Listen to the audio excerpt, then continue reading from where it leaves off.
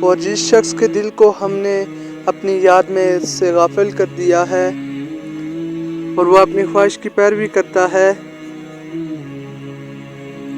اور اس کا کام حد سے بڑھ گیا، اس کا کہنا نہ ماننا۔ اور اے نبی صلی اللہ علیہ وسلم کہہ دو کہ لوگو، یہ قرآن تمہارے پروردگار کی طرف سے برحق ہے، تو جو چاہے ایمان لائے اور جو چاہے کافر رہے۔ ہم نے ان ظالموں کے لیے دوزخ کی آگ تیار کر رکھی ہے، جس کے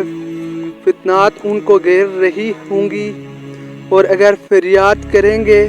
تو ایسے کھولتے ہوئے پانی سے ان کی داد رسی کی جائے گی